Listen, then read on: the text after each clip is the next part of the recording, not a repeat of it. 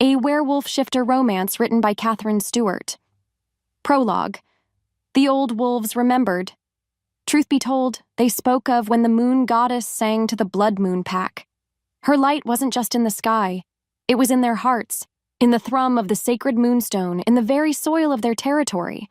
Because of that, their hunts were blessed, their pups were strong, and their spirits, they soared as high as the full moon herself. The heart shrine pulsed with a gentle warmth then, a beacon of their connection. Shaman Elmsworth, younger then, his face less a map of worry, would chant the ancient rites, and the goddess, she would answer. Her power would flow, a silver river, into the pack, into the land. It was a golden time, a time of strength and song, a time before the silence. But then, things changed.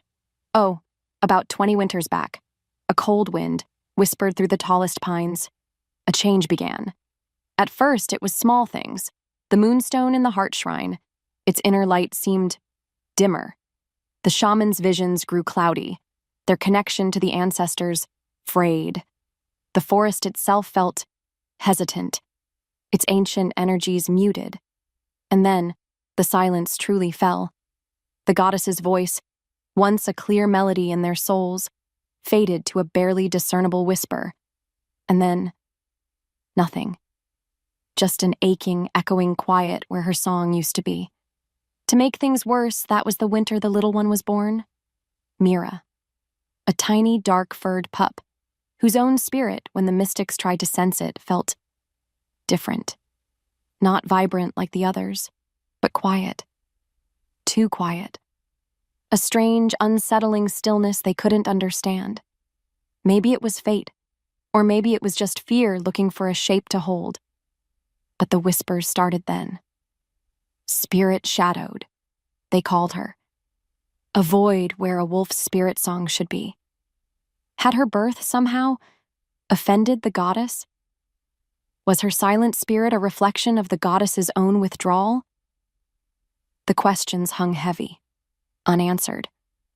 Like the ever-present gloom in their sacred places, what followed was years of growing desperation. Alpha after Alpha, Ryker's father among them, had tried every ritual, every offering, every plea to break the silence, to call their goddess home. Still, the connection waned. The pack's spirit grew. Brittle. Their numbers thinned. Their ancient enemies, like the cunning Lycan King Kaelen, began to sniff at their borders, sensing a weakness, a vulnerability that went deeper than just warriors and defenses. Because of that, the weight on young Alpha Ryker when he took the mantle was heavier than any Alpha had borne in generations. He carried not just the future of his pack, but the crushing burden of a silent heaven and a people slowly forgetting the sound of their own soul's music. More importantly, the time for the mating ceremony was approaching once more, under a moon that felt more like a distant, cold eye than a loving mother. Could a new Luna, a chosen mate for their troubled Alpha, be the spark they needed? Could any she-wolf spirit truly be bright enough to pierce such a profound, enduring silence? Or was the BloodMoon pack destined to fade into the shadows, their song forgotten forever? A cautionary tale whispered on the wind. The forest held its breath, waiting. The dying embers of the great fire barely fought against the gloom. And then a sigh, heavy as a wet cloak, went through the BloodMoon pack. Old Shaman Elmsworth, his face a roadmap of worry lines, let his hands fall from the sacred offering bowl. No use. Because the moon goddess wasn't listening, hadn't truly listened for a long, long time. Many whispered it was since the year the little one, Mira, was born. Mira watched, from the deepest shadows, a place she knew well. Truth be told, it was the only place she felt she wouldn't mess things up more. Her own spirit. It felt like a hollow gourd. Empty. While everyone else's, even when sad, seemed to hum with something. Maybe it was fate she was born so quiet inside. What followed was a ripple of unease through the gathered wolves. Their wolf forms were restless. Their human eyes darted about. as if seeking an answer in the oppressive silence. Elara, though. Oh. Elara stood proud near where the Alpha should be. Her fur, if she'd shifted, would be like polished jet. Her human form tall and straight. Her chin held high as if she alone could stare down the goddess and demand attention. Her voice, when she finally spoke to her little group of friends, was clear as a winter stream. Yet Mira felt a shiver. Because Elara's words often carried a hidden chill meant just for outcasts. Mira felt it, clear as day, that familiar ache in her chest. That old, sad song of being the one who didn't belong. Before she could move, before she could make herself even smaller, Old Man Hemlock, one of the pack elders, his voice raspy like dry leaves, grumbled, "The Alpha must choose a strong Luna this moon, a true Luna, one with a spirit bright enough to light the goddess's path back to us." His eyes, small and sharp, flickered towards Mira's shadow for just a second, and a hot shame burned her cheeks. What if they were right? What if her emptiness was a sickness? Catching. She didn't know what scared her more, their judging eyes or the gnawing fear that they saw the truth of her. This was why staying hidden was so important, her invisibility, her only shield. The ceremony was soon. Too soon. From there, Mira tried to lose herself in her chores, the ones no one else wanted. That day, it was clearing fallen branches from the edge of the Whispering Grove, a place that had once been vibrant with the goddess's touch, but now felt tired, just like the rest of their lands. Still, as she worked, her hands rough and scratched, she felt that strange, familiar pull, like a string tied to her belly tugging her deeper into the grove. It wasn't a scary feeling, not really. It was quiet, like the hush after a snowfall. And sometimes, if she held her breath, she could feel a tiny, faint hum beneath her bare feet, a secret song, just for her. What's worse, sometimes she thought the hum answered the emptiness inside her. She once told another Omega child about the hum years ago, a small, hopeful story, and that child had looked at her with wide, scared eyes and run away, never speaking to her again. That was the day she learned some things were best kept locked inside. More importantly, she learned that her experiences were not like others. Far off, through the thinning trees, she saw him, Alpha Ryker. He stood on the Overlook Rock, a silhouette against the pale sky, big, broad, even from this distance. His worry was a scent on the wind, a dark cloud she could almost taste. He was their Alpha, strong, fierce, the one who was supposed to have all the answers. But how could he fix a problem no one could even see? A sickness, in their very spirit. Soon after, the news rippled through the pack like a startled deer. Alpha Ryker had called the mating ceremony for the next full moon, just 3 nights away. The pack's anxiety, a low growl before, now sharpened with an edge of desperate hope. Maybe a new Luna, a proper Luna Mira, would change things. Maybe it was fate that this ceremony felt more important than any before it. Mira's heart did a painful thump. Elara would be there, of course, radiant. Sure.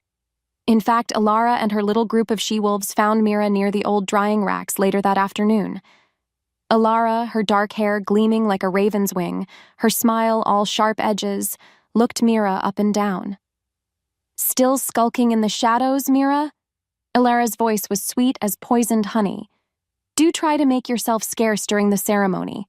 Your presence might upset the ancestors." Her friends giggled, their eyes unkind.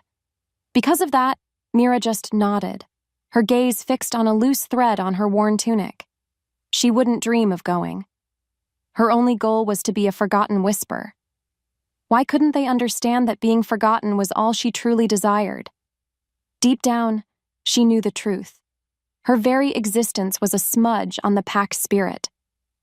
Later, while trying to gather late-season berries, her hands clumsy with a sudden tremor, Mira overheard 2 of the older she-wolves talking near the riverbank. Their voices were low, worried. "Ryker looks more burdened than his father ever did," one said, her hands pleating her apron. "The goddess truly tests him. He must choose a Luna whose spirit can call down blessings. Not more silence." The other nodded, her gaze distant. "Elara has the bloodlines, the strength. She shines. It has to be Elara. What other choice is there?" Their words were like stones dropped into the pit of Mira's stomach. As a result, the weight of her own perceived nothingness pressed down on her, heavy and suffocating. That night, the first drums began to beat, their rhythm a deep, resonant pulse that vibrated through the earth, through the soles of Mira's worn-out moccasins, and into her very bones. Each beat was a countdown. Each beat, a warning. The mating ceremony was coming, and with it, a tide she felt utterly powerless to escape. The sound echoed the hollow beat of her own heart, a lonely rhythm in a world that felt increasingly alien.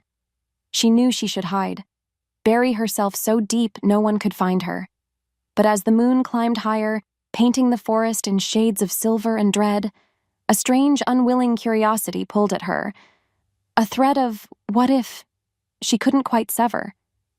What if she just watched, from the deepest, safest shadow she could find? The drums beat on, a summons she was meant to ignore, yet her feet, as if not her own, slowly began to move. The scent of fear and stale hope, it was thick in the air, like a coming storm. And then I saw her, Mira, a flicker in the deep shadows, almost not there at all. Because the mating ceremony was a farce, a desperate play when the moon goddess had long since turned her face from the BloodMoon pack. For 20 winters since the spiritual silence had begun to creep in like a slow frost, coinciding with this girl's birth, we'd been weakening. Our rituals, hollow echoes. Our spirit, fading. My father had tried, his father before him. Truth be told, the weight of it all, it was a stone on my chest, crushing the life from me, the prophecies, the old whispers from Lyra, our reclusive seer. They spoke of a spirit-shadowed one, a silent walker, whose coming would signal a turning or an ending, a void that could become a vessel. Was she it? This trembling wisp of a girl whose own pack barely saw her? No matter how hard I tried to focus on the paraded she-wolves, on Elara with her proud, challenging stare and her strong, vibrant aura that practically screamed Luna material, my gaze kept snagging on that shadow. Mira. Her own spirit felt different. Not empty like the others whispered, not a void, but quiet. So quiet, like the deepest part of the ancient forest holding its breath, waiting. Maybe it was fate. The mate bond, dormant for so long, flared inside me then. A shock. A searing heat that had nothing to do with Elara or any of the others. It roared for her, the shadowed one. Her world tilted. When my eyes finally, truly locked on hers, I saw the terror there. Good. Fear was a start. As if pulled by a string, I moved. The pack parted, whispers erupted, like disturbed hornets. Elara's face, a mask of beautiful fury. I reached Mira, small, trembling, but her eyes held a universe of old sorrow. You, I growled, the word a claim, a brand. My hand shot out, fingers bruising her arm because I couldn't stop the force of it. The bond sealed with a snap like thunder in my soul. Mine. She is mine. I roared at the stunned pack, at the furious elders. She is vital. The words were torn from me, raw and absolute. And just like that, everything changed. I had made my choice. Or perhaps, the goddess, in her infinite cruel wisdom, had finally made it for me. What followed was dragging her, practically carrying the terrified frozen girl, to my den. The scent of her fear, wild and sharp, filled my senses, battling with the sweeter, deeper note of mate. My wolf, usually a controlled inferno, clawed at my insides, demanding, possessive, ours, protect, keep. Because of that, my den, usually a place of stark alpha solitude, suddenly felt too small, invaded, and yet strangely, less empty. Mira huddled by the cold hearth, a small, dark knot of misery, her eyes wide and haunted. What do you want? Her voice trembled, a mere whisper. I wanted to tell her about the prophecies, about the dying connection to our goddess, about the hope, the insane, desperate hope that she was the answer. But the words caught in my throat. Instead, I just growled, food, warmth. You are Luna now. Luna. The word felt foreign even to me, applied to her. She flinched as if I'd struck her.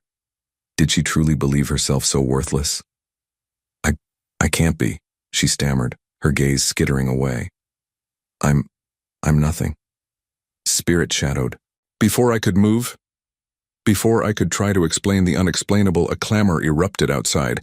Elara and a gaggle of elders, their self-righteous fury a palpable wave. In that moment, I wanted to unleash my wolf, to tear them apart for daring to question my claim, for daring to frighten my mate further. Alpha Ryker. Elara's voice, usually honeyed, was laced with venom. You cannot do this. She is a void, a danger to us all. Renounce her. The elders echoed her, their voices a chorus of fear and disapproval. My father's old Beta Voltan stood among them, his face carefully neutral, yet his eyes held a calculating gleam I'd never trusted.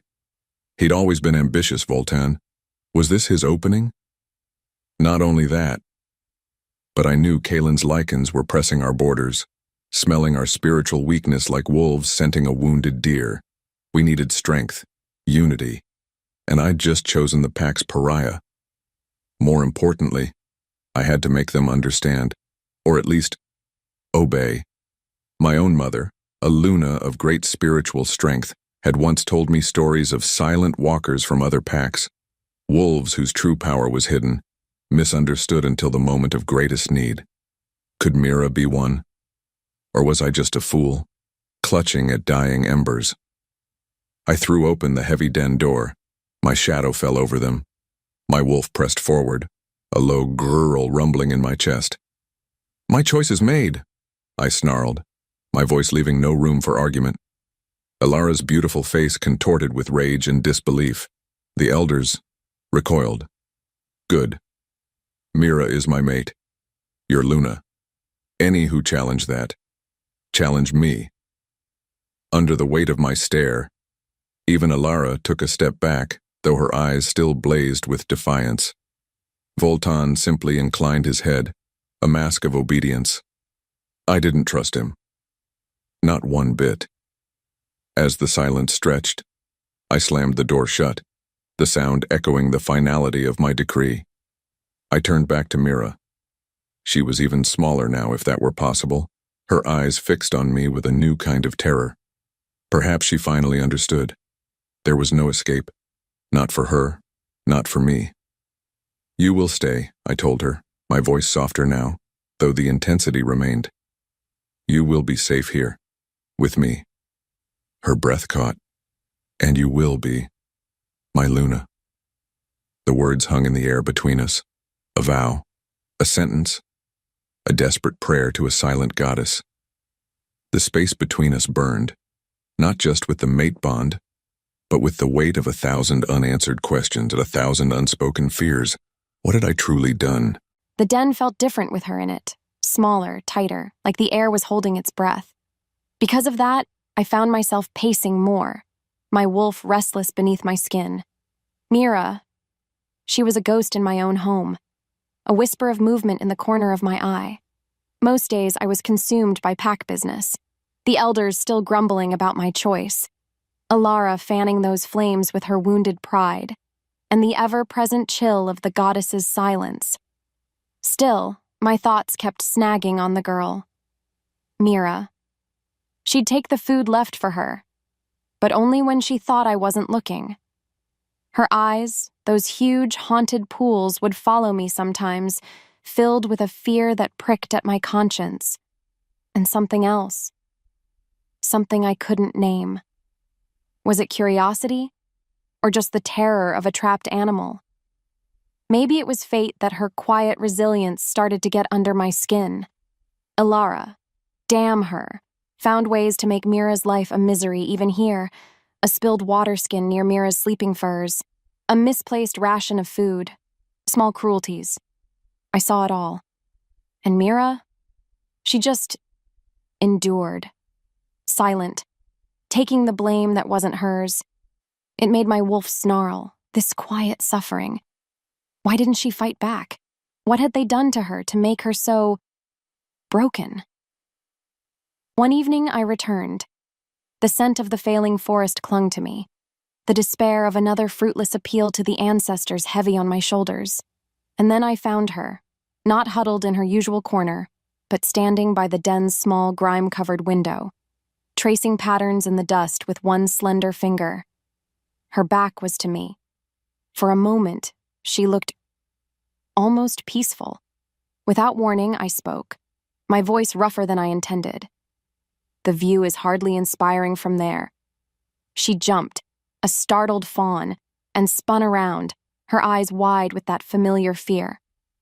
"Alpha," she whispered, her voice barely audible. Her heart skipped. I could almost hear it, a frantic bird against her ribs. I wanted to tell her something, anything, to ease that look. But what? That I, the mighty Alpha, was just as lost as she was? That I'd staked my entire pack's future on a wild hope that she, the spirit-shadowed outcast, held the key? The words wouldn't come. The silence stretched. My only desire in that moment was to see something other than fear in her eyes. From there, things got worse for the pack.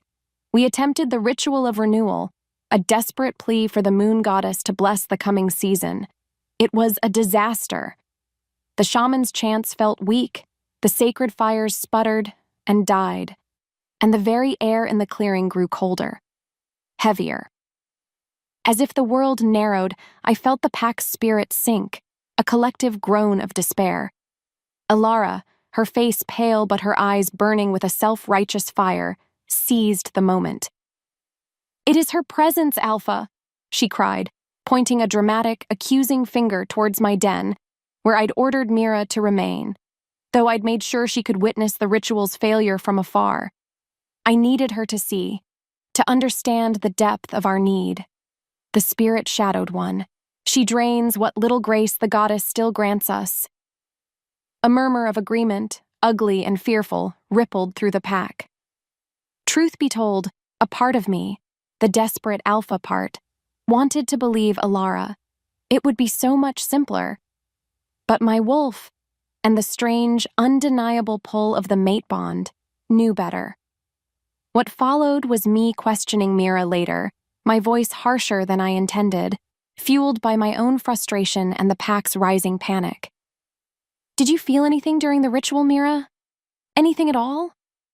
She just stared at me, her eyes like deep, shadowed pools, and whispered, "Only the cold, Alpha, and the silence." Her words were a blow. Was I wrong? Was she truly just empty? And yet, as she spoke, I saw a flicker behind her fear, a tiny, almost invisible spark. Or did I just imagine it? My mother used to say that sometimes the greatest power came in the quietest forms, like the first thaw after a long winter. Could Mira's silence be a different kind of song? Moments later, or perhaps it was the next day, time blurred under the weight of our troubles. All hell broke loose near the Whispering Grove, shouts, screams. The scent of fear, sharp and acrid, reached me even in the council lodge, where I was trying to calm the latest wave of panic amongst the elders.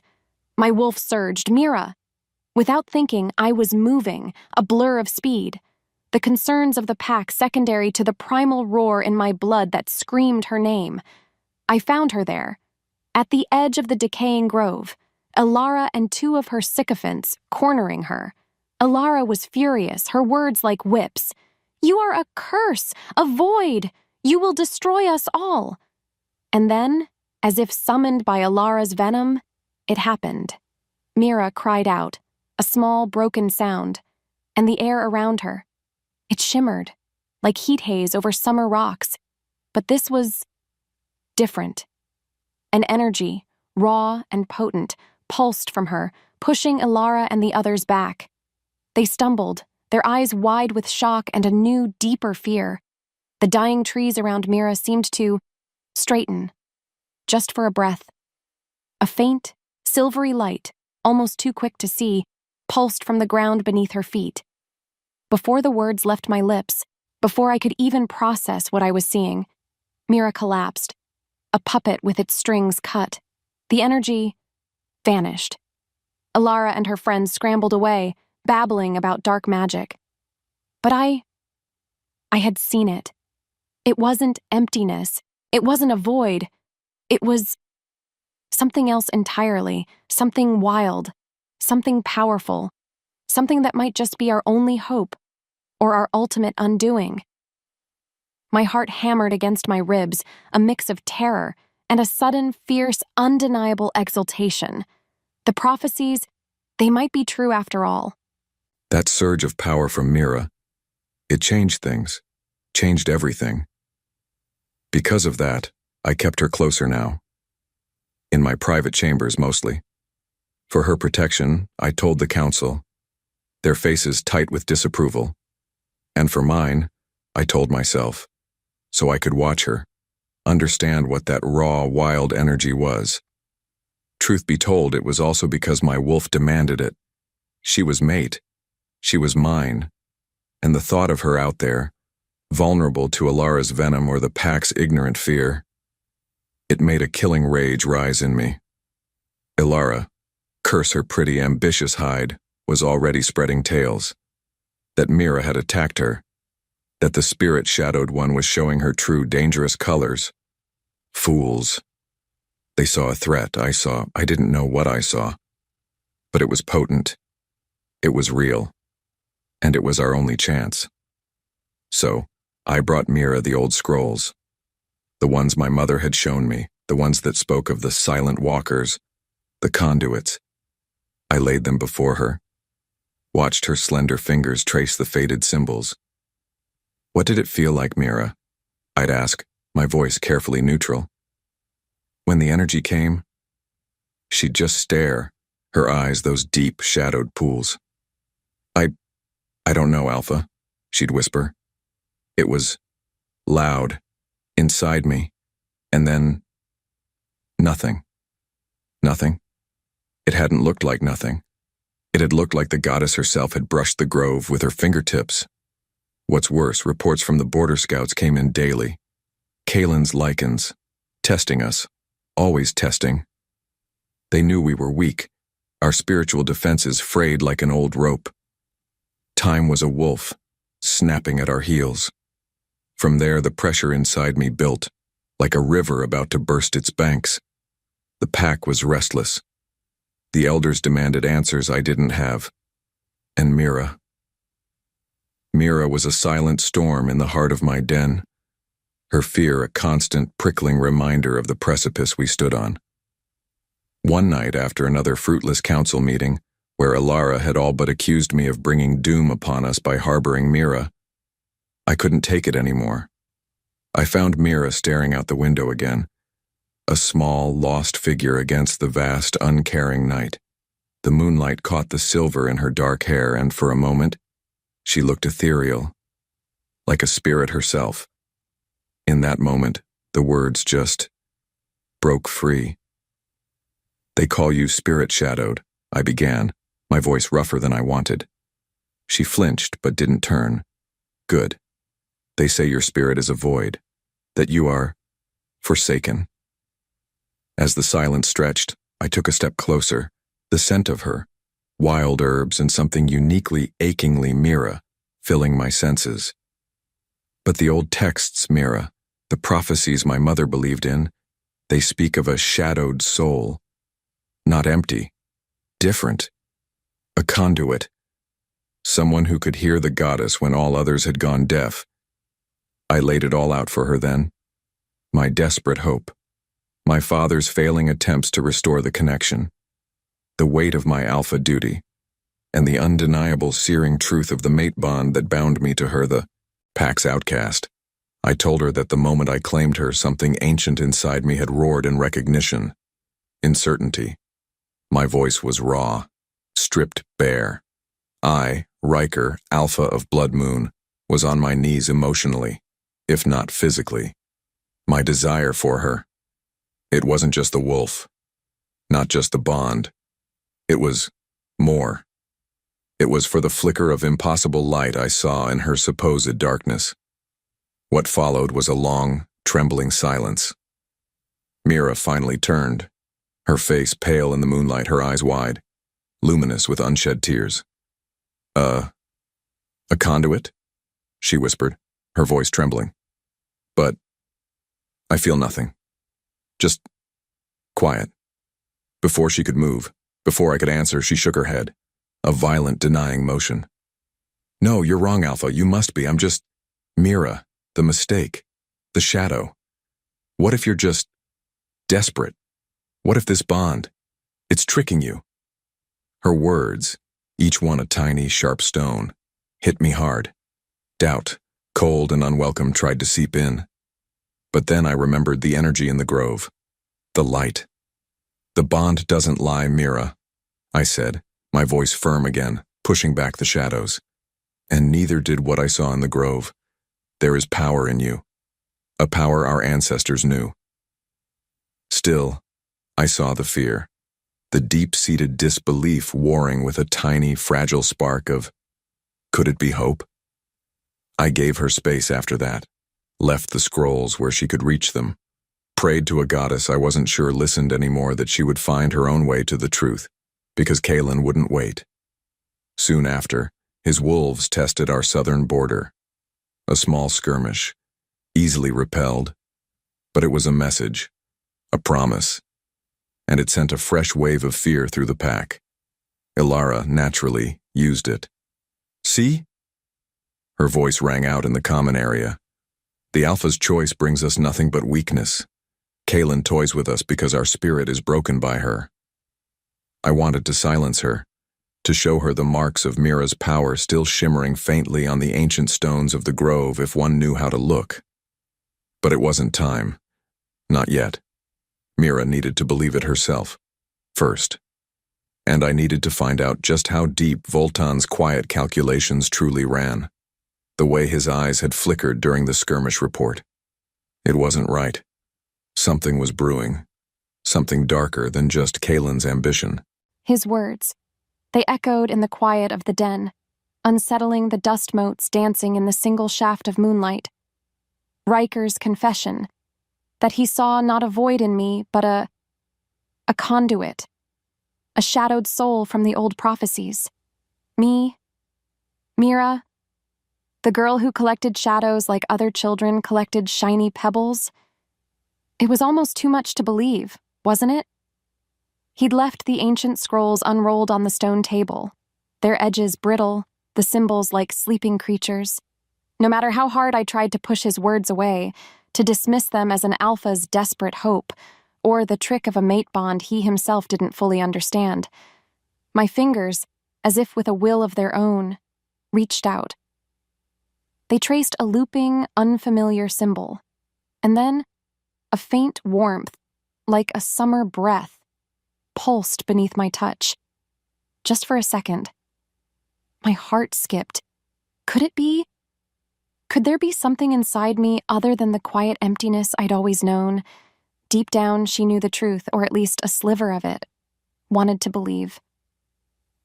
That night, when the den was still and Ryker's heavy breathing came from his sleeping furs across the room, I did something brave, or foolish. I sat before the cold hearth, closed my eyes, and tried to find that secret song I sometimes felt in the whispering grove. I tried to remember the feeling of the energy, raw and wild, that had burst from me when Elara. Her body moved on instinct, her breath deepening, seeking that quiet place inside. For a long time, Nothing. Just the usual silence, the familiar ache of my own perceived nothingness. But then, a flicker, so faint, like a distant star, a warmth, growing. It wasn't a void. It was a well, deep and quiet. And for the first time, I didn't feel afraid of it. I felt curious. What followed was Ryker finding me like that. Come morning.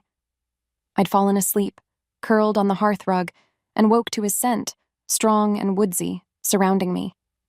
His eyes, when I blinked up at him, weren't harsh. They were searching, intense. As if the world narrowed, he knelt, his presence overwhelming in the small space. Mira? His voice was a low rumble. I couldn't speak. I just looked at him. And for the first time, I didn't entirely shrink away. Because of that, a silent understanding seemed to pass between us. He knew I'd felt something, and I knew he believed. He started to guide me then, in small ways, showed me how to breathe, how to focus, how to listen to the silence inside me. He never pushed too hard, not then. But then, the news from the borders grew worse. Kaelen's Lycans were more brazen, their attacks more frequent. The pack's fear was a bitter taste in the air.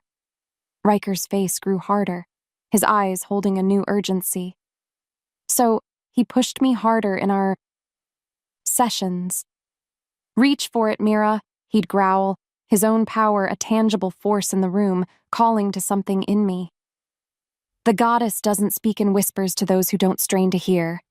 One day, as he guided me, his hand on my back, his breath warm against my ear as he chanted ancient words, the energy surged again, brighter this time, more controlled. It flowed from me, and then, incredibly, it flowed back, carrying with it a sense of peace and an overwhelming awareness of him, of Ryker, his strength, his desperation, his want. The moment their eyes locked, the air thickened. The energy I'd summoned now swirled between us, a visible shimmer. His eyes were like molten gold, hot, consuming. As fire bloomed beneath her skin, he moved, his big hands framing my face, his thumbs brushing my cheekbones. Mira, he whispered, my name a prayer, a curse, a plea. And then, his mouth was on mine. It wasn't gentle. It was acclaiming. A desperate, hungry kiss that spoke of all his fear, all his hope, all the burning intensity of the mate bond he'd held leashed for so long. My world tilted. Something inside me shifted, cracked open, and a wild, answering fire roared to life. I kissed him back. All my years of loneliness, of feeling like nothing, dissolving in the heat of his mouth, the strength of his arms, this was real. He was real. And maybe, just maybe, so was I. In the quiet that followed after the storm of that first kiss had passed, leaving us both breathless and shaken, the fragile peace we'd found was shattered. An alarm. Shouts.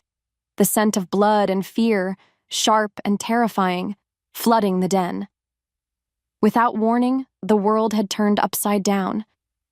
Again. Ryker was instantly the alpha, his eyes hard, his body thrumming with readiness. Stay here, he commanded, already moving towards the door. But I couldn't. Not anymore. Her instincts surged. I followed him out into the chaos. The pack was in an uproar. The sacred moonstone, our oldest relic, the heart of our connection to the goddess, kept in the protected cave beneath the heart shrine. It was gone, stolen, and worse. Old Shaman Elmsworth lay injured, muttering about a shadow, a betrayal from within. To make things worse, Elara, her face a mask of outrage and triumph, pointed a shaking finger at me. It was her, the spirit-shadowed one. I saw her near the shrine earlier. She has stolen it. She works with Kaelen to destroy us. The pack turned, a many-eyed beast, their fear and suspicion now a tangible, crushing force. They advanced, Ryker roared, stepping in front of me, a shield of fury. Before either could speak further, before the pack could descend, A new voice cut through the din. Beta Voltan. His face was a mask of sorrow and grim resolve. Alpha. Forgive me, he said, his voice breaking. But there is evidence. Inside Mira's bedding. He held up a small, carved wolf, identical to the ones Kaelen's warriors were known to carry as dark tokens. A gasp went through the crowd. My blood ran cold. It wasn't true. But how? My thoughts spun. Ryker looked from the token to me, his golden eyes unreadable, a storm brewing in their depths. Elara smiled, a cruel, satisfied curve of her lips. It felt like a trap, its jaws snapping shut. Had Ryker's faith in me, so new, so fragile, just been shattered? The carved wolf in Voltan's hand. It felt like a shard of ice in my gut. Kaelen's mark. Found in Mira's bedding. My Mira. No, it couldn't be. But then, the pack's outcry. Elara's venomous hiss of traitor. The fear and accusation in their eyes. It was a physical blow. My wolf snarled. A primal urge to shield Mira. To rip apart anyone who dared accuse her. Yet doubt, cold and insidious, slithered in. Voltan's sorrowful face, the evidence. Had I been a blind fool? Had the mate bond, this desperate hope for a prophecy, clouded all my alpha senses? To make things worse, before I could even form a coherent thought, a coherent defense for her, the war horn split the air. Kaelen, the bastard, wasn't waiting. He was striking now, while we were reeling, confused, divided. To arms, I roared, the alpha command tearing through the chaos, overriding the accusations for a precious moment. Protect the dens, warriors to the perimeter. My gaze found Mira's. Her eyes were wide, filled with a terror that mirrored the abyss opening in my own chest. I wanted to go to her, to reassure myself. But there was no time. The scent of enemy wolves, thick and rank, was already on the wind. The fight was upon us, and our sacred moonstone, gone. Stolen. Our spiritual heart, ripped out. What followed was a nightmare, painted in blood and shadows. Kaelen's forces, emboldened by our disarray and the absence of the moonstone's familiar, bolstering aura, hit us harder than ever before. They were stronger, more savage, as if empowered by some dark opposing force, while our own warriors fought with a desperation born of fading hope. Because of that, our lines buckled. My warriors, brave as they were, fell back, their eyes reflecting the dawning horror that the goddess had truly abandoned us. I fought like a demon, my wolf a barely contained storm of fury and despair, trying to be everywhere at once, trying to plug the gaps, trying to rally their spirits. Even so, I saw Mira once, near the edge of the fighting, her face pale, her eyes wide with a strange, luminous intensity. She tried something then. I felt it, a flicker of that wild, untamed energy I'd witnessed in the grove. But then, it sputtered, died, or perhaps was swallowed by the overwhelming tide of violence and fear. Some of the younger warriors near her cried out, stumbling back, their own auras disrupted, confused by her raw, uncontrolled power. It didn't help. It just added to the chaos. Maybe it was fate that her first real attempt to aid us in battle would be so misunderstood. Was this the power I had gambled everything on? This wild, unpredictable surge that seemed to frighten my own wolves as much as the enemy? The fighting was brutal. We lost ground. Good wolves fell, their dying whimpers a fresh torment. And then, the news came, carried on the ragged breath of a bloodied scout. Kaelen's forces had breached the inner defenses. They were at the heart shrine, our most sacred place, defiled. The thought was a physical agony. As if pulled by a string, I felt something inside me just break. The last embers of hope seemed to wink out. How could this be happening? How could I have let this happen? Some of the pack, their faces streaked with dirt and blood, their eyes wild with grief and accusation, started to turn on me, on Mira. "This is your doing, Alpha," one howled, his voice cracking. Your spirit-shadowed mate. She brought this ruin. Elara, her beautiful face contorted with a strange mix of fear and grim satisfaction, simply watched, her silence more damning than any words. Her body moved on instinct, or rather, mine did, to shield Mira, who had somehow appeared beside me, her small hand reaching for mine, her touch a fleeting, desperate anchor in the storm of my despair. No matter how hard she tried, no matter how hard I tried, the pack was fragmenting before my very eyes. That night, what was left of it, was the lowest point of my existence. The pack was shattered, hiding in the deepest parts of the dens, the air thick with the stench of defeat and the bitter taste of fear. The heart shrine, desecrated. The moonstone, gone. Kaelen's victory seemed inevitable. In the stillness that followed the last skirmish, I found Mira huddled in the darkest corner of my den, her shoulders shaking with silent sobs. She looked up as I approached, her face a mask of utter desolation. "It's my fault," she whispered, her voice raw with a pain that mirrored my own. "Everything. It's because of me. I am the void. I am the silence." And for a moment, a terrible, soul-crushing moment, I almost believed her. My alpha strength felt like a hollow shell, my faith in the prophecies, in her, in myself. It was a dying ember. Is this it then? I found myself thinking. Is this how the BloodMoon pack ends?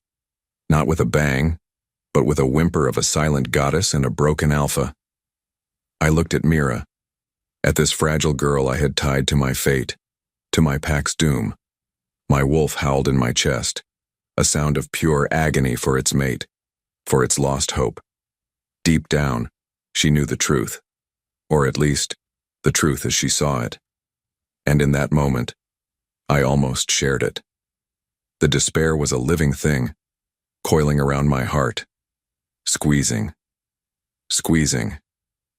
"Then we face the end together, Mira," I managed to say, my own voice sounding distant, broken. "Spirit-shadowed or not, you are still my Luna."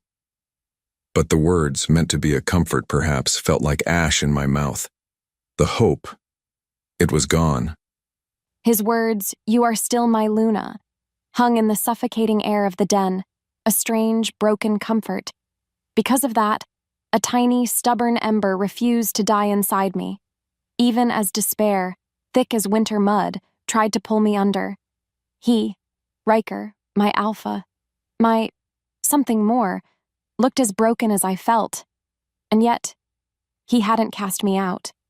What followed was me clinging to that, just that, as the pack mourned and Kaelen's shadow loomed larger. I retreated to the edge of the Whispering Grove, the place where my power had first me-sparked. It felt different now, the silence heavier, the air thick with the pack's sorrow, and the desecration of our heart shrine. Maybe it was fate that old Lyra found me there. She was ancient, her fur the color of winter frost, her eyes like chips of old amber, holding secrets I couldn't fathom. I always thought she barely saw me, another shadow flitting by. But then she sat beside me, her presence surprisingly steady. "Child of the Silver Ski," she rasped, her voice like dry leaves skittering over stone. My head snapped up. Silver Sky? What did that mean? "They called you spirit-shadowed," Lyra continued, her gaze fixed on something far away. "Fools, they feared what they did not understand. Your spirit is not void, little wolf. It is a quiet river, running deep and strong, waiting for the call to the sea. Your lineage, it is of the forgotten heirs, those who could walk with the moon goddess herself, their souls direct conduits for her light. Your mother, and her mother before, they carried this mark." She gently took my hand, her old, gnarled fingers surprisingly warm, and traced a pattern on my inner wrist, a place I'd never paid much mind. As if pulled by a string, a faint, silvery tracery, like a hidden constellation, seemed to shimmer there for a heartbeat, then fade. My breath caught. A conduit. Me? The girl who felt nothing? From there, a wild, terrifying hope began to bloom in the wasteland of my heart. Lyra's words. They weren't like Ryker's desperate prophecies. They felt like truth, solid, ancient. So when Ryker found us, his face drawn and tired but his golden eyes flaring with a new fierce light as Lyra explained, something inside me shifted. He didn't doubt Lyra. Not for a moment. His faith in me. It was like a warm cloak settling over my chilled soul. Because of that, we made a plan. A desperate, impossible plan. Lyra spoke of a forgotten ritual, a true communion. One that could only be performed by a Silver Sky heir at the Heart Shrine itself. It was our only chance to reignite the pack's spiritual heart, to call back the goddess, to fight Kaelen. Still, the thought of standing before the pack, of channeling such power, it made my knees weak. I don't know if I can, Ryker. I whispered that night, the fear a cold knot in my belly. He took my face in his big, warm hands, his gaze so intense it burned. You can, Mira, he said, his voice a low, rumbling grrrl of absolute conviction. You are not a void. You are a storm, my storm, and I will stand with you, always. His belief, it was a shield. His love, a fire in my veins. Truth be told, his nearness, the scent of him, the way his eyes devoured me, it made me feel powerful. In a way I never had before. What would I not do for this Alpha? For this pack that might finally see me? More importantly, Lyra began to teach me. Snippets of forgotten lore, ancient hymns that resonated deep within my bones, ways to listen to that inner river. It was hard. So hard. Years of believing myself empty fought against every word, every exercise. No matter how hard she tried or I tried, my control was fragile. The power, when it came, was like a wild thing, beautiful and terrifying. Yet Ryker was always there, his presence a steady anchor. His warriors, the few truly loyal ones left, began to look at me with a new, hesitant respect, especially after he told them what Lyra had revealed. Elara. She was quiet now, her eyes watchful. Confused, perhaps? What's worse, Kaelen wasn't waiting. His war horns, brazen and cruel, echoed through the valley come morning. Closer this time, the final assault. Panic tried to claw its way back up my throat. Before she could move, Ryker's hand found mine, his grip strong, reassuring. It is time, my Luna, he said, his voice calm, though his eyes blazed with battle light. He turned to his warriors. You know your task. Buy her time. Protect your Luna, with your lives. A chorus of fierce growls answered him. My heart ached with a love so fierce it was painful. With every step he took towards the sound of battle, I felt a piece of my soul go with him. Then Lyra touched my arm. Come, child. The goddess awaits her daughter. And together, as the sounds of fighting erupted behind us, we moved towards the desecrated heart shrine. Towards a destiny I was only just beginning to understand. The wind carried his name back to me. A prayer on my lips. The air crackled. Not with the old dead silence of a forsaken goddess, but with something else. Something wild. Something new. Because of that, my wolf surged. A raw, protective fury, as Kaelen's war horns blared, a discordant shriek against the rising hum I could feel thrumming from the direction of the heart shrine. Mira, she was there, with Lyra, attempting the impossible. More importantly, Kaelen's brutes were upon us, a tide of snarling shadows and gleaming teeth. Their scent thick with bloodlust and the dark taint of whatever foul magic their master dabbled in. My warriors, fewer than I wished but with hearts thrice their size, met them head-on. Claws flashed, fangs tore. The sounds of battle, growls, screams, the sickening thud of bodies, filled the sacred grove. Still, my senses were split. One part, the Alpha, fought, led, protected. The other part, the mate, was tethered to Mira, to that rising hum of power that was her, that was hope. I saw him then, Kaelen himself, a beast of an alpha, twice the size of any normal wolf, his eyes burning with a malevolent red, and beside him, a twisted shadow of his former self. Voltan, the traitor. He pointed towards the shrine, towards Mira. "She is the key. Stop her!" Kaelen roared, his voice a desecration in this holy place. They broke through our already thin line. My heart stopped. No. What followed was a desperate, savage dance of death. I threw myself at Kaelen, my fangs aimed for his throat, anything to keep him from reaching her. He was strong, unnaturally so. His claws raked my flank, fire searing through me. Yet the pain barely registered. All that mattered was Mira. I could see her now, standing at the heart of the desecrated shrine, Lyra beside her. Mira's eyes were closed, her face pale but serene, her hands outstretched. And the light, oh the light. It began as a faint shimmer around her, like moonlight trapped in water. And then it grew, brighter, purer than anything I had ever witnessed. It pulsed from her, a wave of warmth, of life, of the goddess herself breathing again through this fragile girl I loved more than my own life.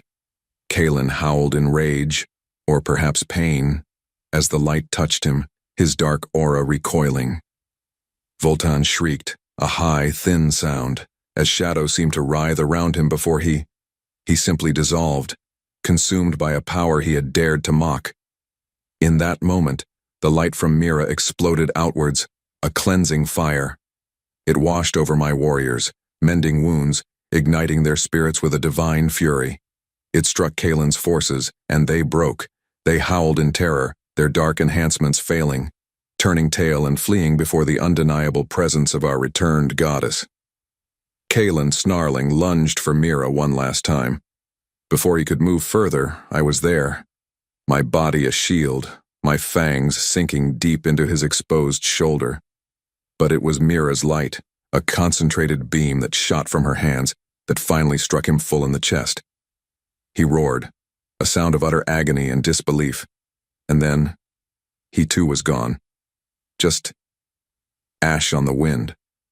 The silence that fell was profound, holy, and Mira stood in the center of it all, a radiant conduit. Then slowly, so slowly, she crumpled to the ground. Soon after, the grove was quiet, save for the whimpers of the wounded and the awed whispers of my warriors. I was at Mira's side in an instant, my heart a frantic drum. Her eyes fluttered open, dazed but peaceful. That terrible void they'd all feared? It was filled with the incandescent light of the moon goddess herself.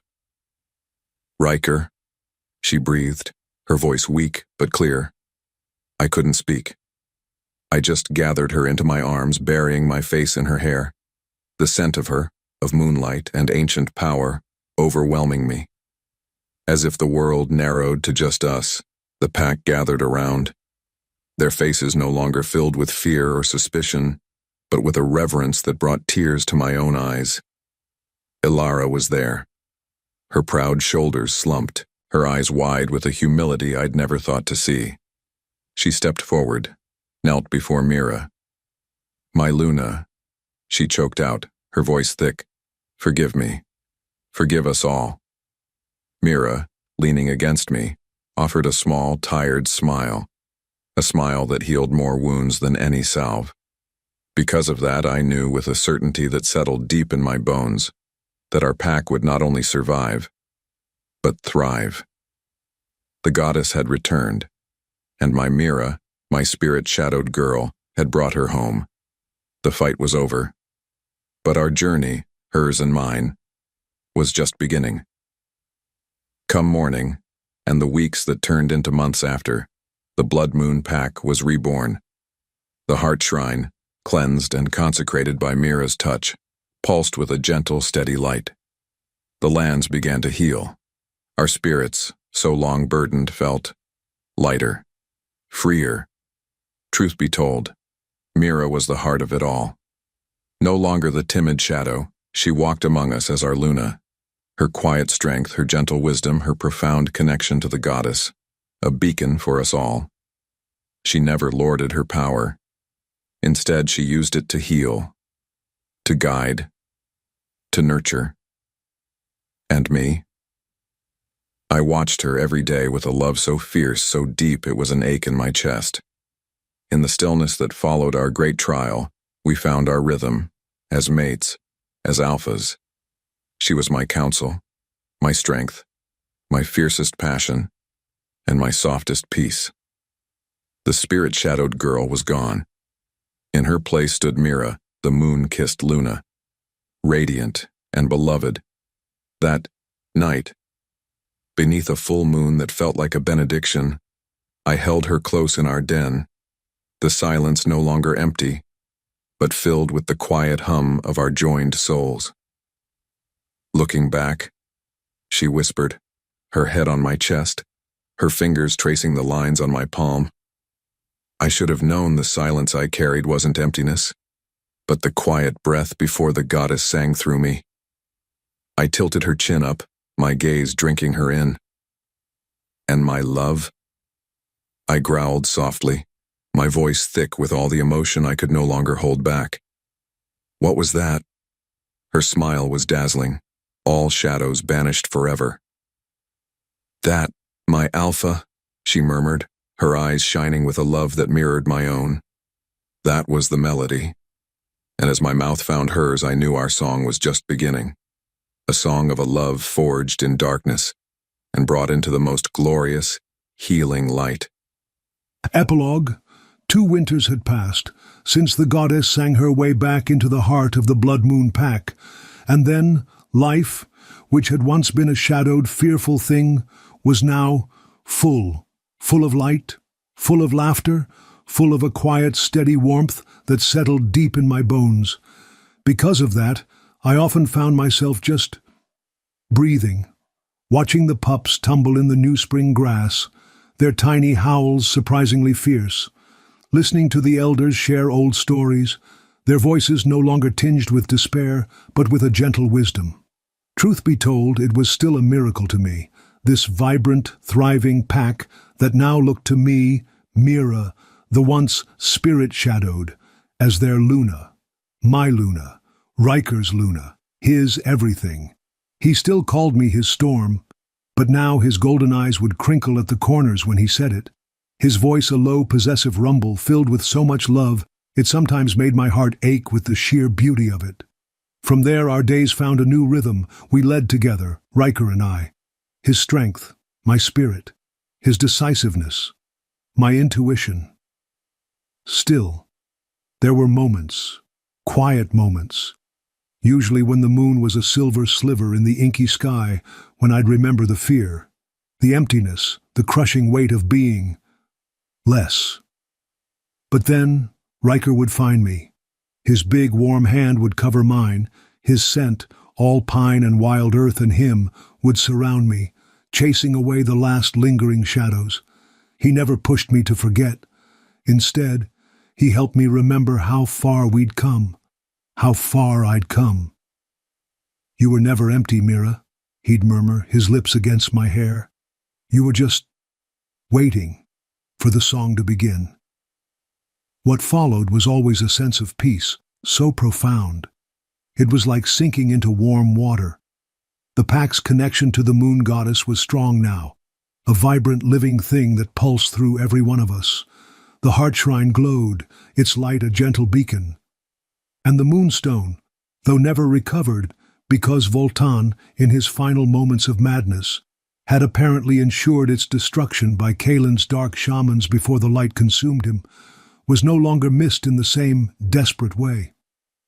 Because we had learned something more important, the true connection wasn't in a stone, but within us, within our ability to listen, within the courage to embrace the unique song each spirit held. Lyra, her old eyes bright with a knowing peace, often said my own spirit now sang the clearest of all, a melody of resilience and love. More importantly, we were happy, truly deeply happy, Elara had found a good mate in a strong warrior from a neighboring allied pack. Her ambition now channeled into building bridges, not burning them. She'd even asked me, shyly, for a blessing for her firstborn. A small, quiet act of healing that meant the world. The fear of Kaelen was a distant memory, his pack scattered, his dark influence erased by the light we had reclaimed. And just like that, life moved forward. That night, as Ryker and I stood on the Overlook Rock, the same place I'd once seen him as a distant, burdened alpha, I leaned into his strength, his arm a solid, comforting weight around me. Below us, the pack den glowed with warm lights, the sounds of evening drifting up, laughter, the murmur of voices, the occasional yip of a playful pup. In the stillness that followed a shared, contented sigh, he turned me to face him. "My beautiful, powerful Luna," he whispered, his gaze tender, adoring, "my miracle." As fire bloomed beneath my skin, just as it always did when he looked at me that way, I smiled. The spirit-shadowed girl was a ghost of a memory. In her place stood Mira, Alpha Ryker's mate, mother to his soon-to-be-born heir, and the Luna whose spirit sang in harmony with her pack, her Alpha, and the loving moon goddess who had never truly been silent, just waiting for us to learn how to listen. Our song, indeed, was just beginning, and it was more beautiful than I could have ever imagined.